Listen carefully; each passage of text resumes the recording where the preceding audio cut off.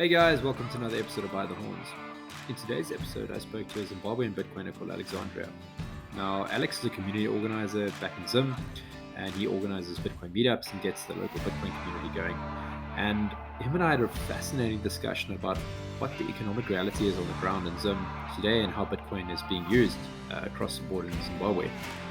For those of you who don't know, Zimbabwe was struck by very bad economic times about 20 years ago, partly due to the actions of the ZANU-PF, the ruling party, and their communist ideology, and part of it due to the sanction imposed by the Western world. Anyway, it was a fascinating discussion. You can really understand what's happening in Zimbabwe on the ground and how hard life really is for people down there. I found this discussion really interesting, and I hope you do too. Cheers.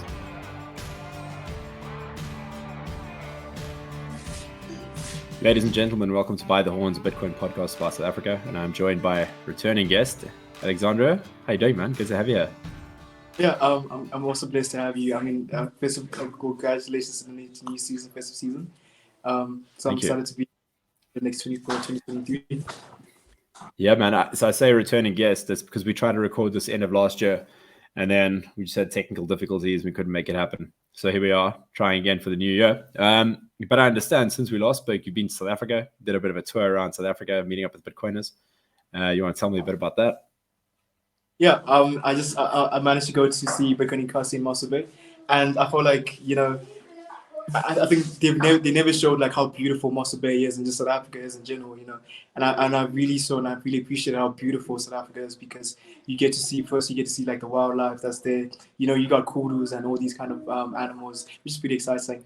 Then you also got like the ocean. I've never seen the ocean, by the way, so I managed to go see the ocean. Managed to surf for the first time with the Bitcoin Kasi team and surf kids. So I was surfing with the kids. I was surfing with Parkour and Herman and Lutando, for example. These guys were like kind of driving me around South Africa with a new Bitcoin car, which is also just another experience.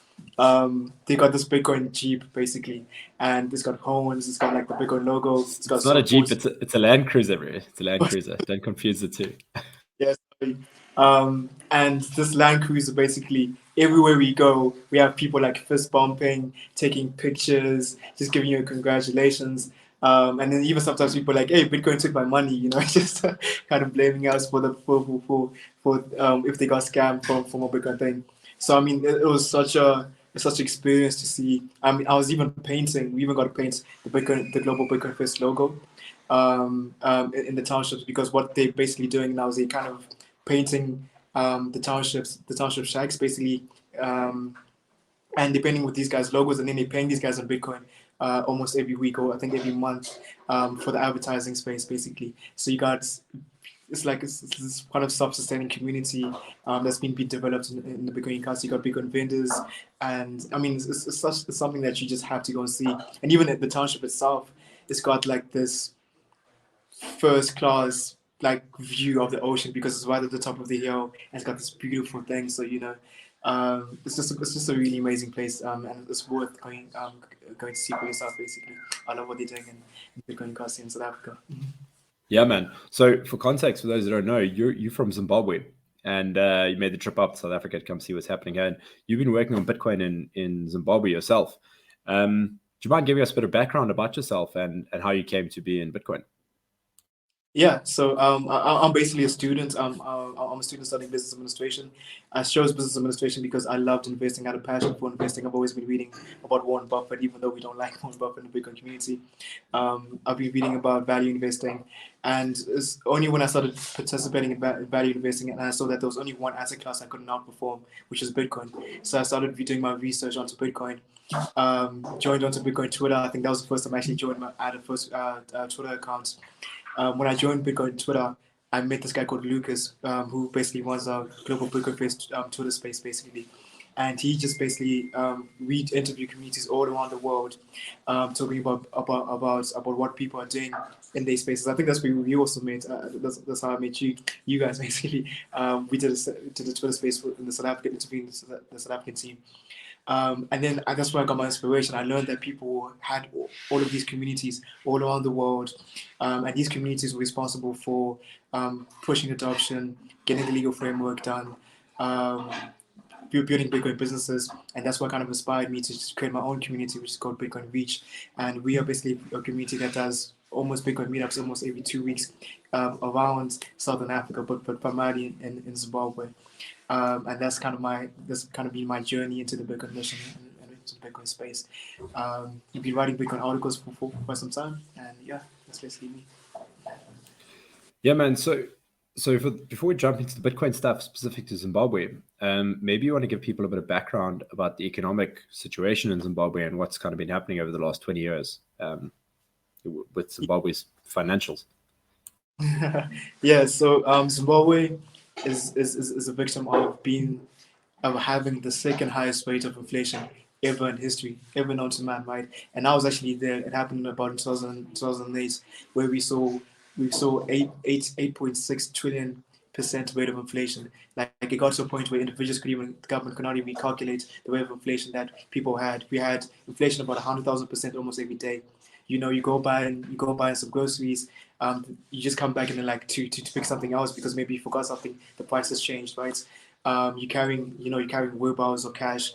We had we had withdrawal limits. We could only withdraw close to about $2 a day from our ATMs, basically. And it wasn't even just like you just go to the ATM and you get the cash. No, you would have to wake up at like 2 a.m. for example.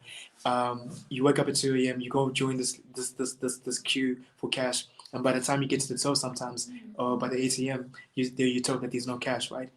Um, and then we had also like the highest rate of inflation. We also have like one of the worst rates of interest rates. For example, our interest rates currently, just and this maybe it was like last year, it was about 30% per month.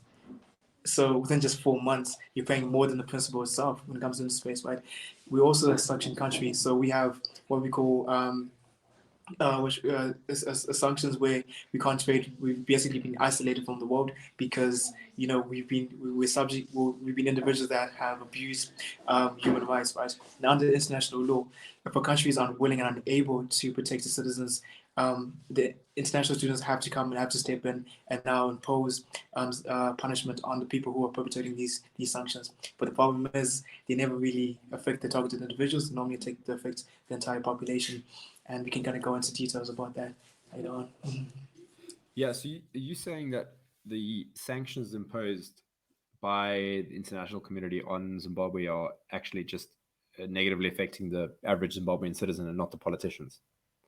Yeah, because if you actually look at what sanctions are, primarily sanctions, the the the cause of sanctions, the result of sanctions, what is that they want to affect the ordinary individual. They want to punish the ordinary individual so much so that the ordinary individual will now either through democratic means or through force or through actual physical force remove the political party that created the political policy that the United States or the European individuals do not like. In our case, in 2001, there are multiple factors of why the sanctions were imposed. The first factors was that sanctions were imposed for because abuse of human rights. I mean, every day we see people go missing, people get imprisoned, and you never even get a trial. You just basically stay in the cell for weeks on end, for months. For example,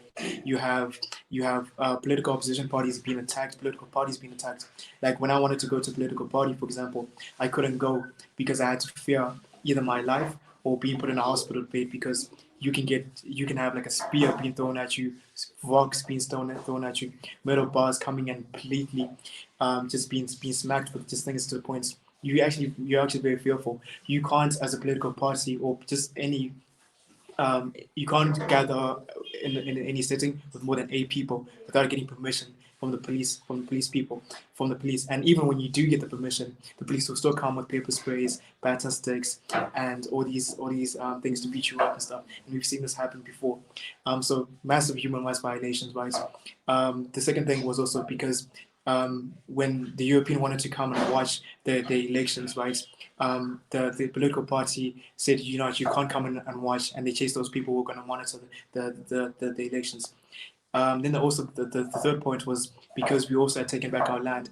So we took back our there was the land reforms in 2000 that happened in 2000, basically, where individuals just came and took back all the land.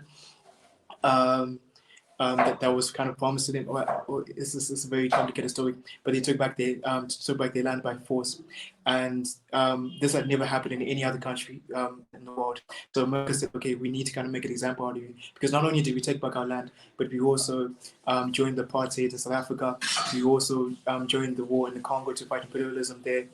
So Zimbabwe was really going against most of the Western powers at that time. So like, okay, let's make an example of Zimbabwe, and that's what they did. They imposed sanctions. They imposed the ZIDARA sanctions, which is ZIDARA stands for Zimbabwe Economic Development Act, and then they also imposed what we call executive order sanctions. So executive order sanctions means that when the sanctions, American entities can't trade with us in Zimbabwe, right?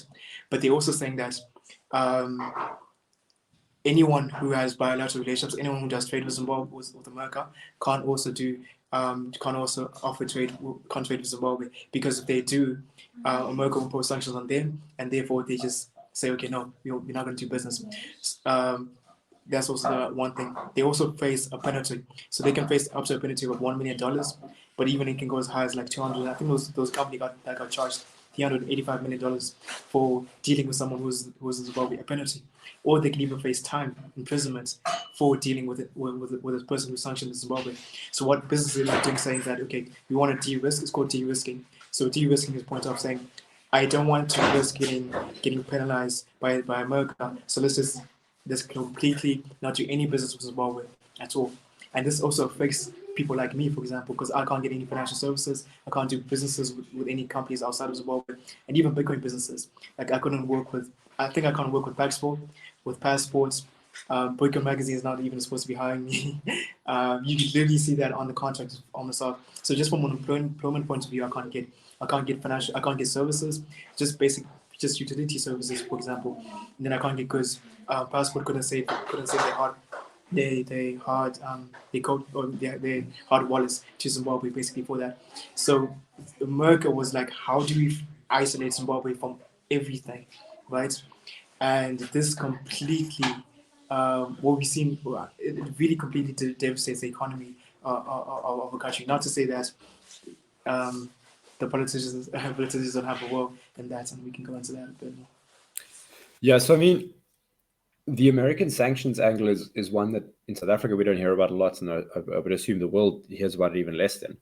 All we hear about is the Central Bank of Zimbabwe printed a whole bunch of money and caused hyperinflation, and that's what people think the root cause of this is. But it's actually a multifaceted problem, right? Obviously, Zimbabwe there was the land reforms where they kicked farmers off their land and undermined property rights in Zimbabwe, and that started the collapse. But then it sounds like it was just accentuated and made a whole lot worse and kept in that position by the sanctions that were imposed by America after that. Yeah. I mean, if you want to even just go into that, so I mean, first you have these guys who say taking back all their land, right? They take back the land, but the problem is because the people who take back the land aren't individuals who have the ability. They're taking back the land from people who have the ability to give to people who have a need, right? And the need is also your best friends, the political people's cousins and brothers and sisters and girlfriends and all that stuff. And what we saw then was that agriculture dropped by 50%, and for some people's farms it actually dropped by 90%. So we saw almost immediately food shortages in Zimbabwe. That's also what happened in the thing. There was massive food shortages at that time. And then there was inflation on top of that. You know, it was a really, really bad scenario where I remember actually kind of starving to degrees. Like you would normally just wake up super hungry and you just be wondering, okay, am I going to eat today? You know, but I mean, food shortages and massive hyperinflation. So you first have the political part of these guys gave it to their best friends and they didn't distribute it fairly even to their own people, right? And then you also have the other thing of when sanctions happen, what happens is that the United States says they cut off all credit lines in 2001. So we had access to no credit. We also had no access to no foreign reserves. So the IMF and the World Bank wasn't allowed to give us any capital. But also we had defaulted on some of the loans. But that's also a complicated story. But we had access to no credit. We also can't get access to foreign reserves. And if you look at any country that has sanctions, you see that there's double-digit to triple-digit inflation in these countries because the United States prevents any access to United States dollars, basically, right? Remember, 80% to 89%, I think, of world's trade is done in US dollars, right? So you need United States dollars. What ends up happening is that you have um, the local economy basically now has to put more of the local currency in order to buy that foreign currency, which then means that you have too much of local currency chasing too few US dollars, which also kind of causes inflation in the economy, right? And we see that in every economy that has sanctions, right? That's one cause of inflation. Yeah. Besides the financing, um, and wants. Yeah. So the interesting thing is that the US cut off access to the US dollar, but the unofficial currency in Zimbabwe that's used on the street is still US dollar cash. It's I suppose the irony is not lost. But how do those dollars get into the country? Is it all through the black market? I mean, I think we're one of the top countries when it comes to remittances. So Zimbabwe gets up to about $2 billion in terms of remittances, right? Everyone has kind of left Zimbabwe because there's a massive brain drain. It's not hospitable to think. But the thing about Zimbabwe is that it's easy for you to get money inside. There's no limitation on how much you can send inside, but there's limits on how much you can actually send outside. Sometimes there was even a time where it was impossible for you weren't allowed to send money outside of Zimbabwe. And now even today, if you want to send money outside of Zim from a bank, you sometimes have to write a letter, and they can actually just reject that form. There was a time where the financial minister of Zimbabwe said that he wants to stop the bleeding or stop the leakage. So they were just saying, okay, we want to allow individuals to basically send money outside of Zim because this thing. So I mean, there's this lack. When it comes to Zim, we have almost we've suffered from every bad form of this fiat system, right? Yeah. Capital control, peak fiat, massive inflation, high interest rates, sanctions, all of that stuff. That's how money gets kind of trapped, and they try to lock it inside of Zimbabwe, and that's what. Which means there's no trade basically, because if the money can't leave, that means people are not trading. Why would anyone want to do business in Zimbabwe if you can't get your money out? Yeah, I mean, and it increases the friction in order for individuals to do trade. But I mean, the one thing that I really found interesting was that in Zim, the black market dictates the currency. Like when I was in South Africa, I had US dollars because I didn't have. I'm used to using US dollars. So I'm like, hey, listen, I don't have rands. Can I give you these US dollars? And even though US dollars, I believe, would be a better currency than rands, people are like, no, I don't want that. I'm like, but logically, this is a better currency. Why wouldn't you accept it? But then when it comes to Zimbabwe, we'll accept anything. As long as it's not, I mean, they'll accept anything because it is a better currency. It is the individuals themselves who are deciding, okay, we value this currency more. Because there was even a time when the government tried to ban US dollars. They really banned. Like, I think you're even given 4 years if you're caught trying to do these black market deals. And people still went at it, you know what I mean? There's such a decentralized ecosystem of getting US dollars and trading US dollars for local currency in Zimbabwe. That's why I think it would be very good if we could get people to start appreciating the Bitcoin, because now it's not even out. People won't wait for the government to give them permission like South Africa or every other country. They'll just accept it for themselves, And that's why I really like kind of working in Zimbabwe and pushing Bitcoin adoption. If you can just get people to understand that, it would be such. So that's a great segue right into the Bitcoin part of the discussion. So you're obviously interested in Bitcoin and you work in the Bitcoin education space. What does Bitcoin adoption look like in Zimbabwe currently? Yeah. So Bitcoin adoption was what happened was when first it was legal, Zimbabwe was actually leading, was actually ahead of Bitcoin adoption. I believe there's one company that had about 1 million users. And this is the time of 2015, for example, that about 1 million individuals. No, they were doing $1 million in a month in trading volume. They had 50,000 clients. I think it was Golex. And then they put an ATM. And as soon as they put that's an ATM, Golex, right? Yeah. And then as soon as they put an ATM, the government realized that individuals could now use Bitcoin to send US dollars outside of Zimbabwe. And that's what they were like, no, remember, these guys want to keep tight control on the outflow of US dollars. And that's why they said, okay, we want to put in place a ban on top of Bitcoin, right? So what happens with the plus and bad is that individuals like you and I can trade freely, but a bank can't offer financial services, or the central bank can't offer financial services to any Bitcoin business in Zimbabwe, right? And this makes it impossible to have off-ramp and on-ramps through the normal processes, and this means that now individuals have to buy off the black market. But I mean, here's the interesting thing, that I can sell my Bitcoin at a 0% fee in Zimbabwe. But when I'm buying Bitcoin, because the demand for Bitcoin is so high, people really value Bitcoin in Zimbabwe. There's always kind of a 10% premium to use Bitcoin, right? Because people need that. I mean, especially from Zimbabwe. Remember, if you're Zimbabwean, you can't get access to any financial services, especially that require KYC, right? You as soon as there's a KYC progress, you just kind of know that it's going to cut you off, because remember America said we want you off the SWIFT system, right? So what we're saying is there's about I think there's about 273,000 individuals currently that are using Bitcoin in Zimbabwe. That's what 1.3% rate of adoption, which, I mean, in comparison to America and Nigeria, it's not as high. And I think because of what has our past history when it comes to financial services and finance, right? But I think it's pretty strong, it's pretty good, it's pretty solid, and it's growing quite rapidly and stuff. And so that's despite the most adversarial environment against Bitcoin, right? Because the government's pretty much banned it. You can't get financial services related to it, so on ramps and off ramps are gone, like you say. But then you can still use Bitcoin.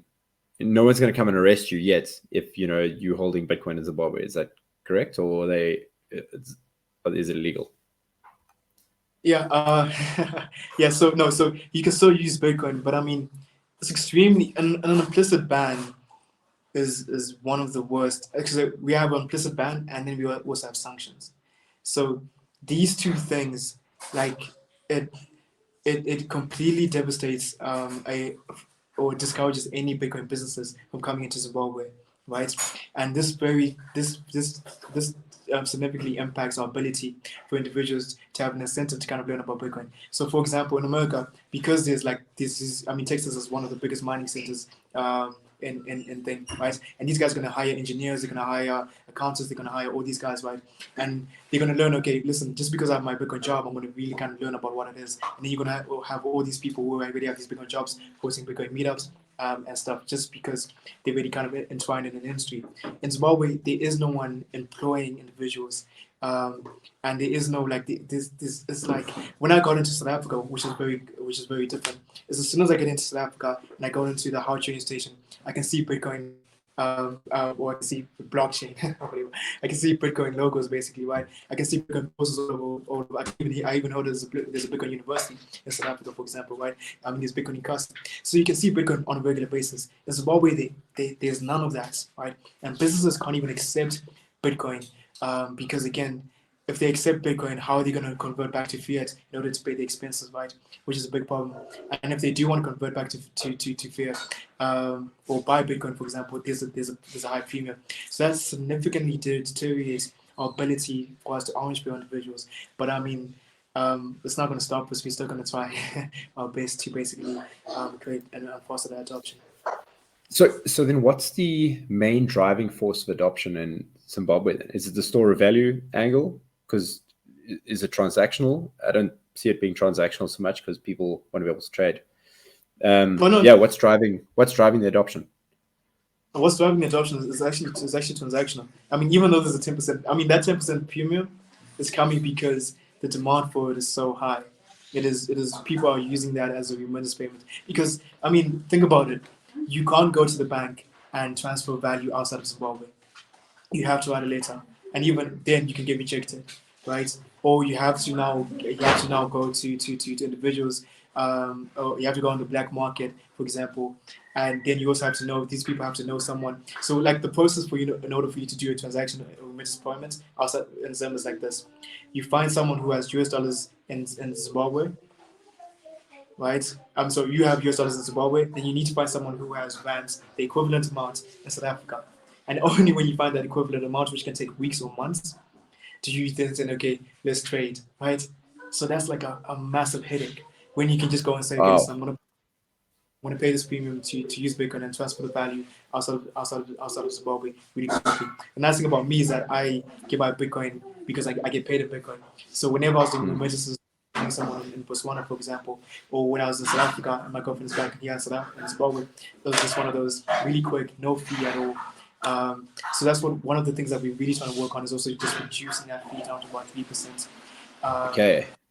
So Bitcoin is mainly being used to solve the remittance problem, for sending money out of Zimbabwe, not bringing money in. It's for actually sending money out because of the capital controls. Yeah. Because also remember, most financial services, we can't get access to financial services. A lot of people also there's also I don't encourage trading, folks trading. A lot of individuals are big time folks traders because remember, 95% unemployment rate, right? You've got like nothing else better to do. So a lot of people have like kind of resorted to folks trading, and they can't use US. They can't when sanctions got imposed, we lost 100 corresponding bank relations, right? So when you lost 100 corresponding bank relations, what ends up happening is that our banks can't transact with outside international banks, right? So the only option sometimes is actually using Bitcoin in order to fund your account outside internationally and stuff. So that's why you see a lot of individuals.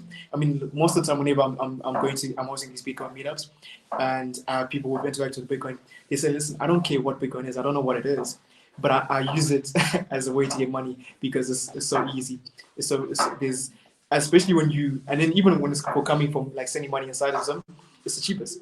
If someone has like if you're in Botswana, for example, or South Africa, if you deposit bands into a Bitcoin account and send me Bitcoin right here, I can cash it out at a 0% fee, no cost at all, right? So I'm not going to choose any other option besides Bitcoin because if I chose like Mukuru, for example, I'm paying 15, 10, 25% fees. So I'm going to use Yep. as a purpose. So can you sell your Bitcoin in Zim very easily? Is there liquidity? I mean, well, there's, as you say, there's a high premiums. People are it's a seller's market. People want to buy Bitcoin, so you can offload your Bitcoin pretty easily in Zim then. Yeah, you have people they have like you have Bitcoin dealers basically. They use WhatsApp. You use WhatsApp as a way to trade, and you find people. Listen, I've got 50K, I've got 20K that I wanna upload. Like I remember every time I'm selling Bitcoin to fund my events or just to do to set up to do the business because I'm always doing these Bitcoin meetups. Like I think there was even this one time this guy posted he wanted to sell $5,000 worth of Bitcoin. Within like 1 second, you have 3 people competing to buy that Bitcoin. Liquidity is actually very viable, and that's why. Yeah. So one of the things It's all peer to peer. all peer to peer. Like And it's not through a platform. It's directly like through WhatsApp, like people peer to peer trading, with each other. Yeah. Wow. That's amazing. So yeah, I mean, like this is the thing. Most people are traders. Like most people, they work. Like I was actually, because there was a time where they made it illegal for you to be trading our local currency with US dollars, right? You're given like 4 years, whatever.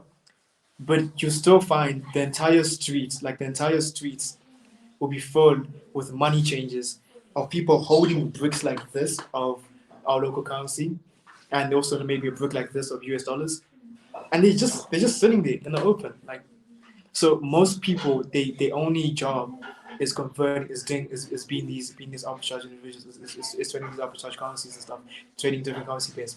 That's what I'm saying. Like if we can kind of get people using Bitcoin because it's a better cheaper mechanism, you can now Bitcoin can now kind of overtake in the black market in this black market sector, and it can replace the US dollars, and then Zim will become one of the biggest adopters again. It's just it's getting that initial start, and that's why I started Bitcoin Reach because I really needed people to now just understand the power of Bitcoin because all the ingredients are there. We have massive capital controls. Today we have the highest rate of inflation. I think in 2020 we had about 600% rate of inflation. It was like 400% higher than the closest. I think the closest was only about 135%. So we were miles ahead when it comes to rate of inflation, right? Massive capital controls, massive high interest rates and stuff. So we have all the ingredients to foster Bitcoin adoption. It's just someone needs to be there to kind of educate and show people um, the how Bitcoin can operate and stuff. Which is Okay, so that's where you step in, right? So the community you've been building, Bitcoin Reach, I'm a member on the WhatsApp group, and man, that group is busy. yeah. All day, every day, there's chats going on. It makes me so happy to see it, man. Yeah. So what's happening with the community? What's growth like? Yeah, I mean, like, and the thing about it is that like you've come in to see that um, there's about 300 people in the group, and people are talking on a daily basis of what you're talking about. But like when I started it a few months ago, it was like 3 people, and then it grew to 20 people, and you'll be like. I'll be surprised if there's just maybe one person having a conversation. All the time it was mostly me having to kind of just message people and stuff. But it's gone to a point where every time people are now just like messaging and constantly chatting up with each other. And the reason being is because what I thought as a strategy was, it wasn't to just kind of focus on because I'm in Blayo, like one of the small cities in Zimbabwe, right? um, my strategy wasn't just to build and foster adoption in my local city. My strategy was to reach out to as many people close to my proximity. Like so in Zimbabwe, the main city, capital city in Harare, Gweru, for example, and then we even went and stretched out a bit into Botswana, and we did multiple cities in Botswana. Then we even stretched out to South Africa and did multiple cities there because we're trying to reach out to as many individuals as possible. And then you basically, if you can reach out to as many people as possible, you'll be able to identify the most passionate people in that person in that audience basically. And then when you get all those people combined together, that's when you now have people who passionately kind of discuss ideas, be producing content and fostering that adoption and doing the legal framework. So that's one of the elements which is really important.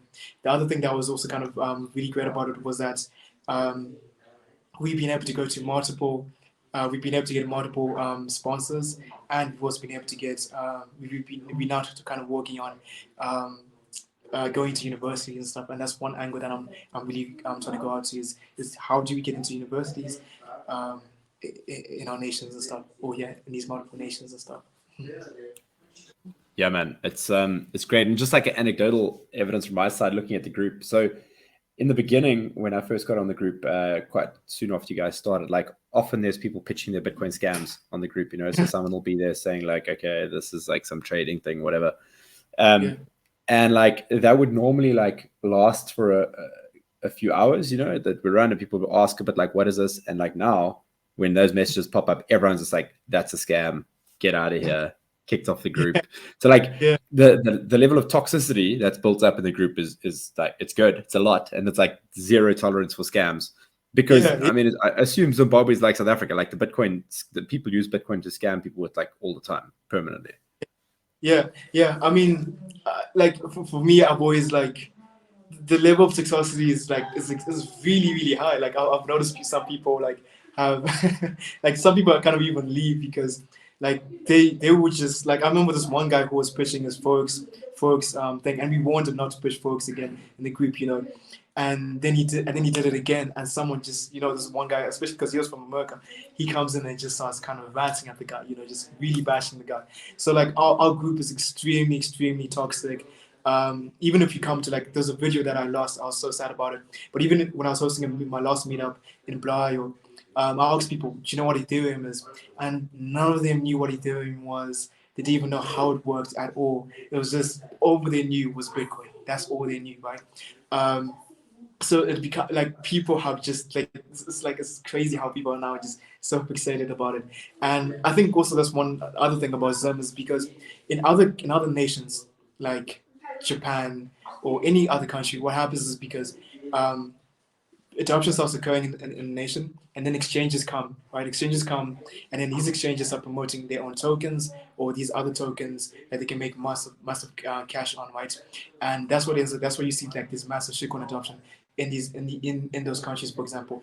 But because we're sanctioned and these exchanges can't operate in Zimbabwe, there is no one coming to some people on the next FTX or the next. Wow.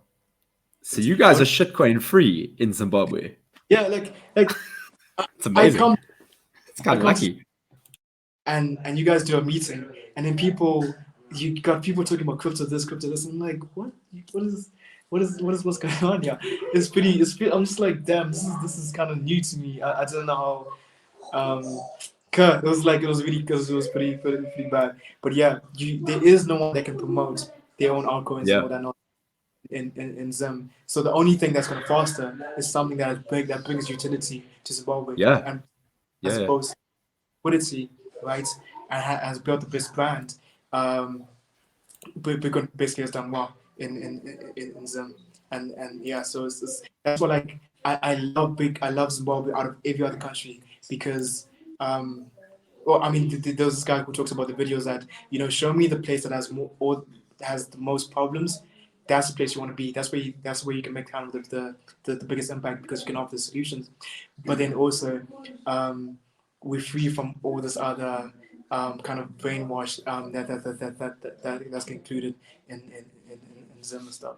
So I mean, we have a real chance to think in Zim, and that's why Man. like focusing so hard and trying so hard to make an impact in Zim with Bitcoin Reach and Yeah, stuff. and I mean, you guys, it's definitely happening. And we can see it all there from here. Things are happening over there in your guys' community, and yeah, it's very very cool to see. It fills me with a lot of hope.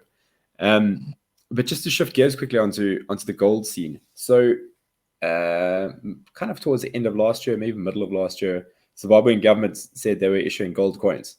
What was the deal with that? What's happened subsequently?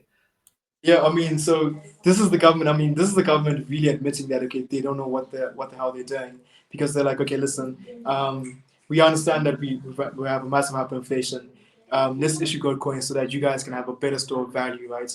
And it's funny how governments always, when they want to admit something as a good store of value, they always use a hard money, right? And the first hard money they'll turn to is gold, right? So they turn to gold. So they turn to gold. And then they wanted to supply it to the market. But the problem is these guys, there's a massive arbitrage that these guys were doing. So if you buy it in US dollars, it would be like 108, no, it would be $1,800, right? But if you buy it in our local currency, right, you can buy our local currency. So like basically, what happens is that you can buy our local currency at the central bank at 1 to 400,000.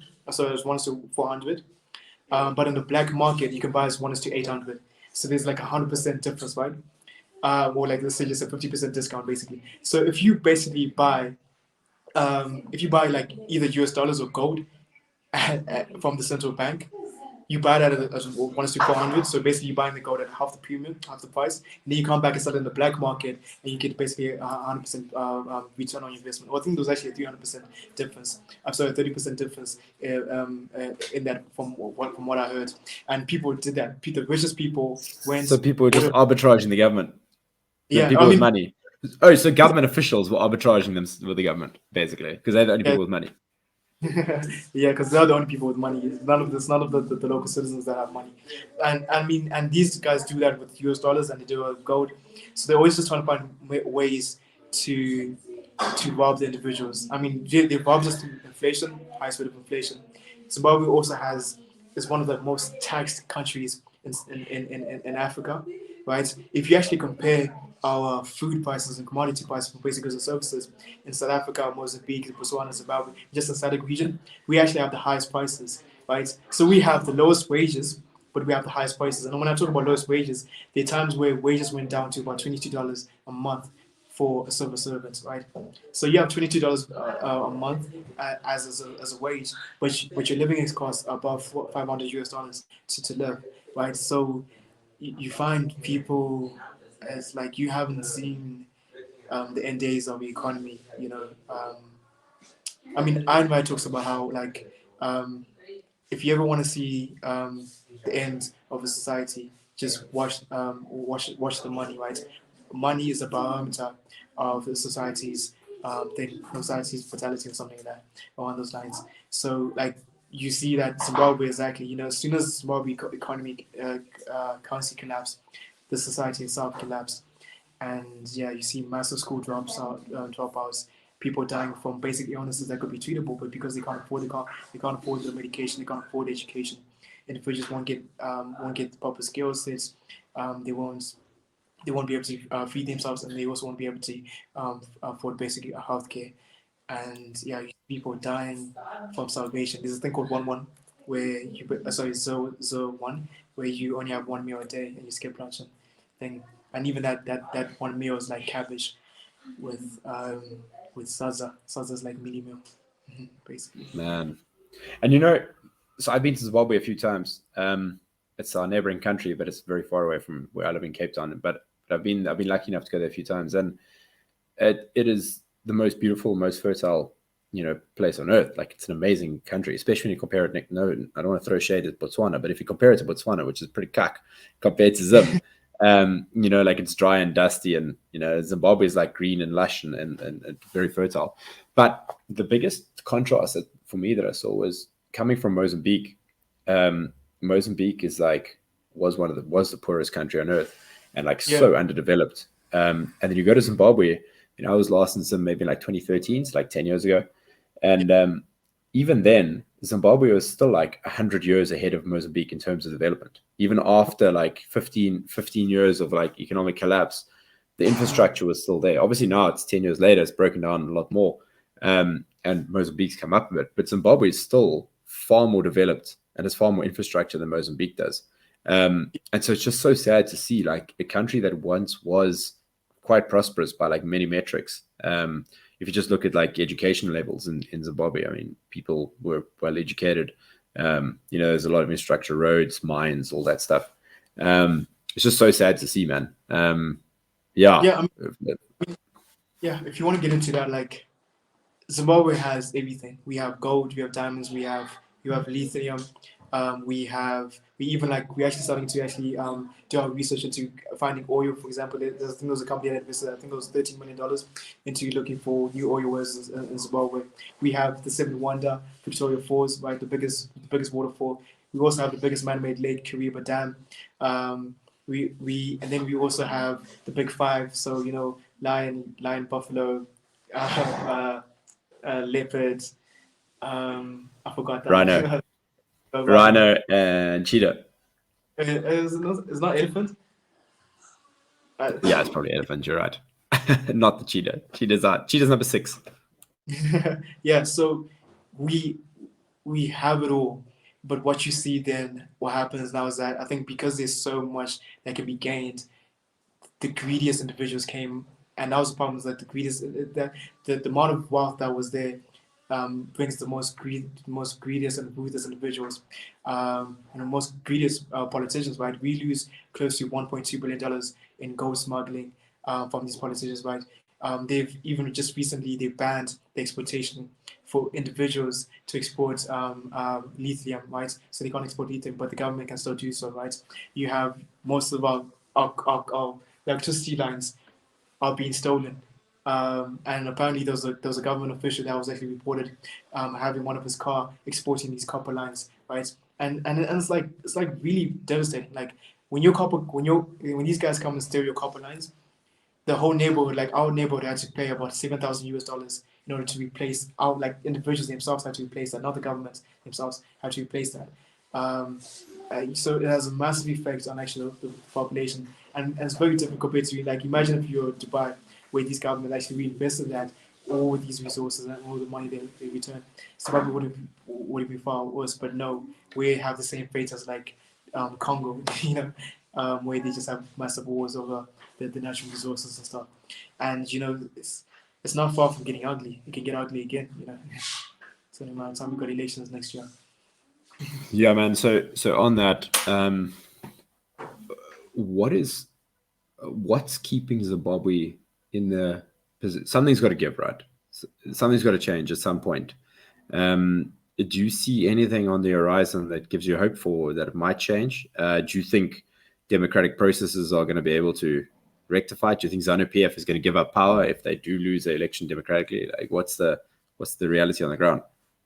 Well, what I see is that basically we now have our first Bitcoin running president that actually understand. Oh yeah, we have someone who's actually pro Bitcoin in Zimbabwe, right? So because like the problem with these other political parties is that one, it's about the actual political party right now banned banned Bitcoin, the implicit ban, right? They want to control capital controls as much as they possibly can.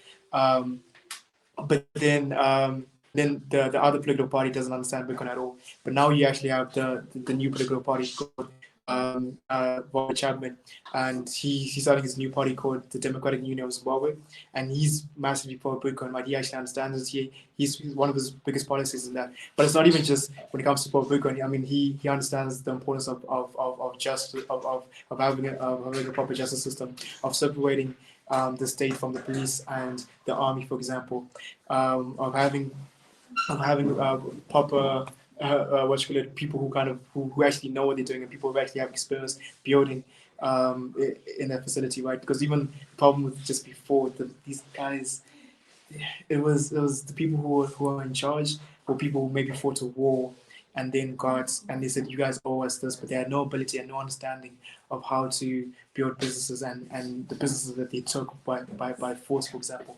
So I mean, there's that political change from that, but also our economy is actually kind of doing better. I think we've adjusted to this economic reality of sanctions, right? And now we also have we have political movements called the sanctions, Zimbabwe sanctions. I forgot the political movement that's kind of against sanctions, for example. And then even I don't know, but yeah, I think that's the only sign of hope, and also the fact that these guys are pretty old now. They could be dying pretty soon. And Yeah, I mean, but I mean, surely ZANU-PF has got the only way for you to be wealthy in Zimbabwe is to be part of ZANU-PF, right? Is to be like part of the government and be an official. Is effectively becomes a gang. Like, are there not young people joining ZANU-PF just to get that lifestyle and becoming politicians just so they can live a good lifestyle and keep perpetuating the cycle of like robbing the population? yeah.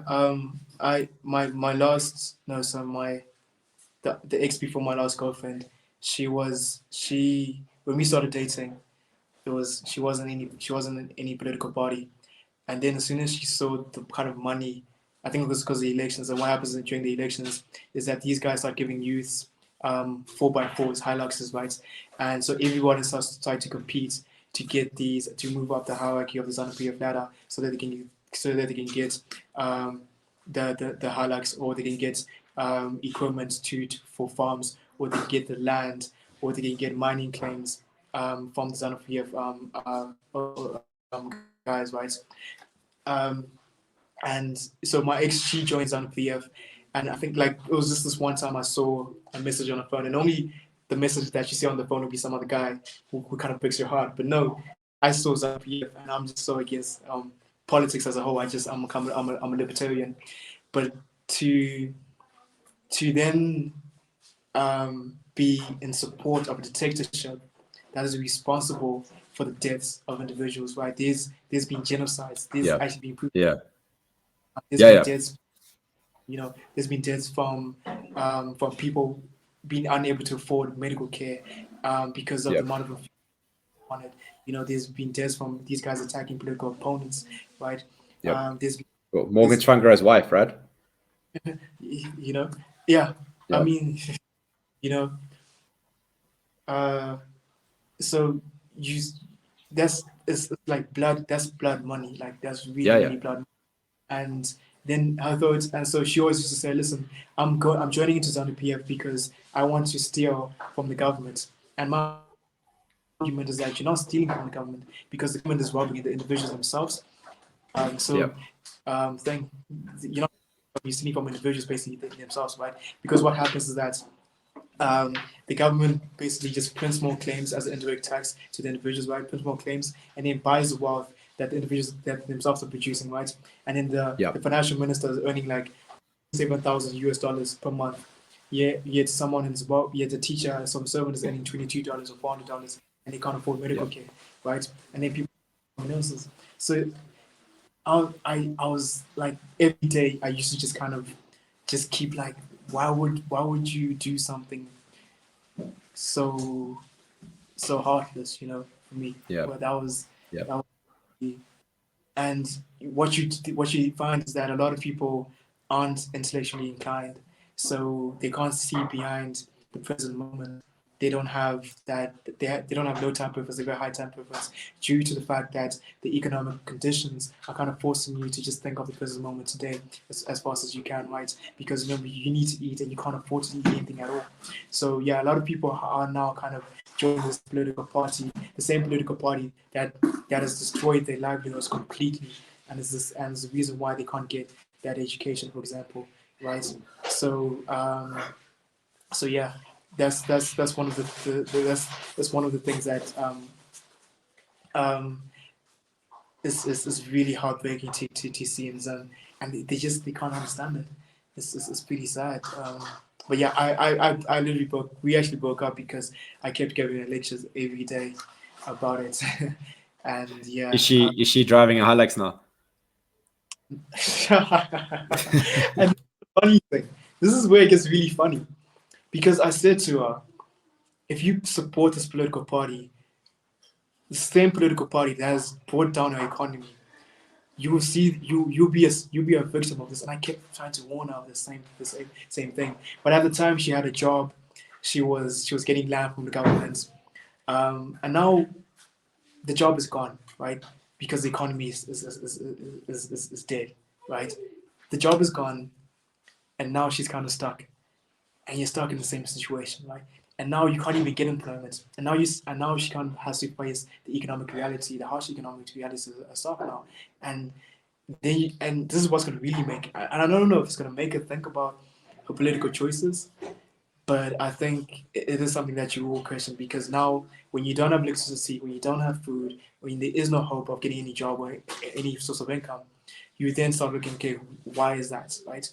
And the primary case is because you supported a government that abused human rights, that robbed the citizens, and then got sanctioned because of human rights violations and abuse of power, and not allowing the transition of power and stuff. You supported that government, and now look at where you are. So, she isn't too good. Last I checked, or from what I can see. So yeah, she's not driving. And that's the thing, all these people that support Zambia, they're always coming to me and asking, like, how can they're also asking me for me to get a job in the bigger community. And that's what's kind of nice, is because I focused on just trying to bring value and change and impact in Zimbabwe. Um, it's been kind of better for me compared to the actual everyday citizen in Zim, and people who chose to. Yeah, I mean, Bitcoin is hope, man. It really is. Yeah. The fact that you and I are having this conversation, and the thing that unites us is Bitcoin.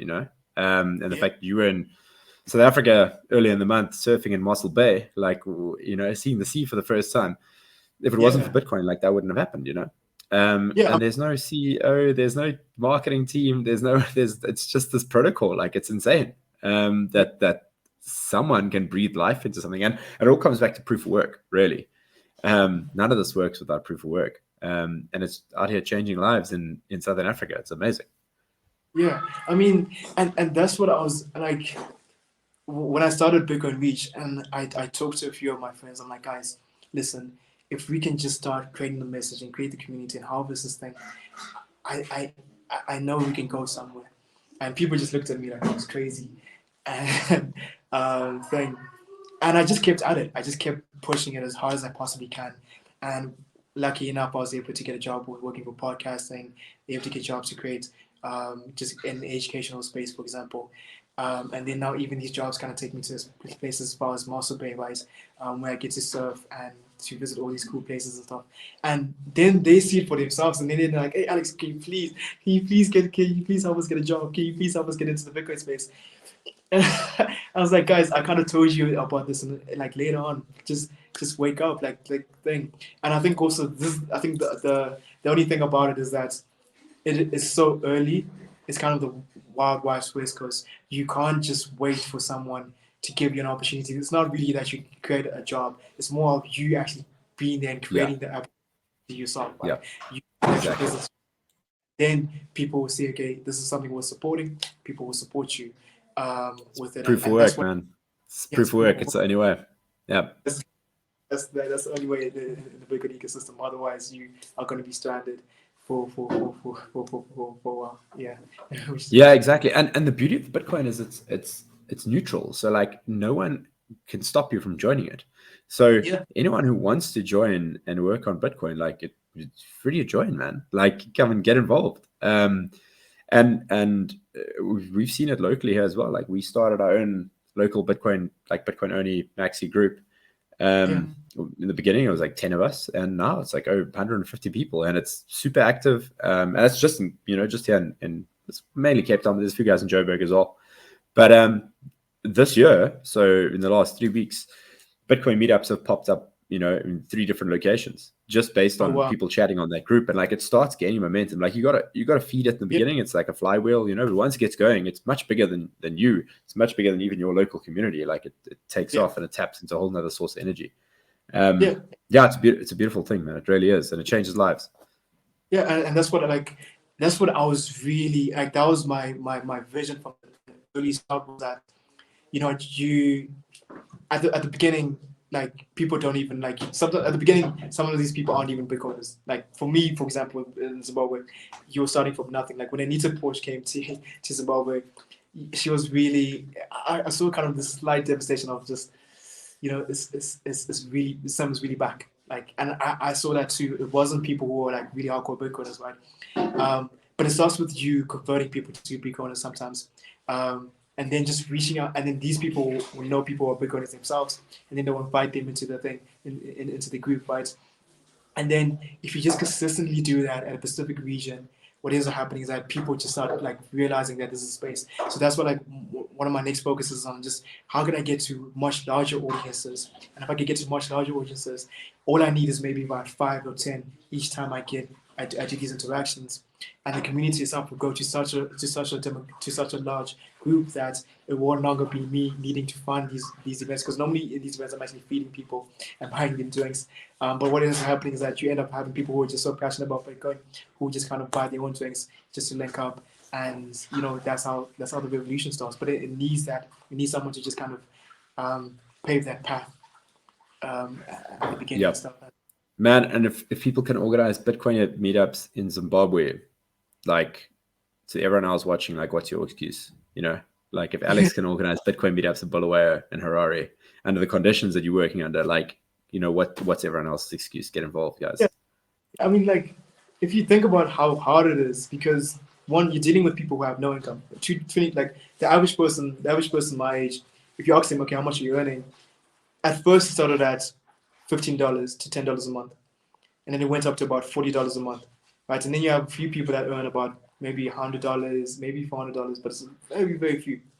So they have absolutely no disposable income to go out and buy themselves drink and food and stuff, right? So there's just like if you say come meet up and just spend money, people will be like no. So it's like okay, let me find a creative way to get that capital. So I worked with multiple organizations in order to do that. We got the funding, and then I was like, okay, now we need to find the actual audience to do these meetups. And again, Bitcoin is extremely new to Zimbabwe because of the sanctions and the implicit ban. So it's not like the same with South Africa where you have like all these bans and people think, no, you have absolutely nothing. So you have to be very creative and very determined in order to do that. So Zimbabwe is like extremely hostile place. I would love to go into another country where there is no bans and there's already a bunch of people owning Bitcoin and have Bitcoin jobs. That's very simple. When you're starting with nothing and you have no companies at all in your country, we had no companies at all. Um, that's when it's like okay, like the real work, and then you start try to be creative as much as you plan. I think there's a guy who talks about when you have nothing, you're forced to be creative, and I think that's what we have to kind of do is just be creative in how you can approach this stuff. Yep. Yeah. Man, Alex, we're running out of time here, but this is super awesome, man. I really respect what you're doing over there. If anyone wants to get hold of you or follow your guys' work, yeah, what's the best place to contact you and to follow you? Oh yeah, so we are on Twitter, Bitcoin Reach. We are also on Instagram, Bitcoin Reach again _ and then I also have a podcast called Global Bitcoin Fest. So we do these podcasts almost every week. Um, uh, and then also yeah, we also have a WhatsApp group. So if you just follow me, Alexandria 97 on Twitter, for example. There's a link that actually allows you to just join the WhatsApp group. The WhatsApp group is where, like you said, it's like pretty crazy, pretty toxic, really, really toxic. I feel for whenever someone says anything that's not Bitcoin. But yeah, and then if you're in the WhatsApp group, I do regular updates on when we'll be having our next meetups, because we'll be having meetups in your region. So yeah, I'm always traveling on, trying to reach out to new audiences and new people. So yeah, we'll be doing a lot of meetups. And I hope you can attend. If you guys, I think the most thing is just kind of attending these sometimes these meetups, because that's how the community grows and stuff. So yeah, if you can support us through there, then Absolutely. Cool. Alex, we're going to leave it there. We're so good to catch up with you again. And I hope to go for a surf with you next time you're down in Cape Town. We'll definitely make a plan. So close to Cape Town. I'll get your wetsuit. Get your wetsuit though. I know you're not going to handle the cold well. Yeah, but I mean, it was so warm. It's so warm when you get a wetsuit. But I was freezing outside when I got outside of the ocean. But yeah, it's a whole new experience. The water's salty and sandy. I never knew what it was like. It's pretty rough. Like, surfers have to be really, because I gym every day, 6 hours a day. I'm pretty. But when I got into the ocean, I was exhausted within like a few minutes. Another story. Yeah. Yes. Yeah. All right, Alex. Great, man. We'll chat to you soon, bro. So good to chat again. Yes, have a good evening. Thank you. Cheers, man.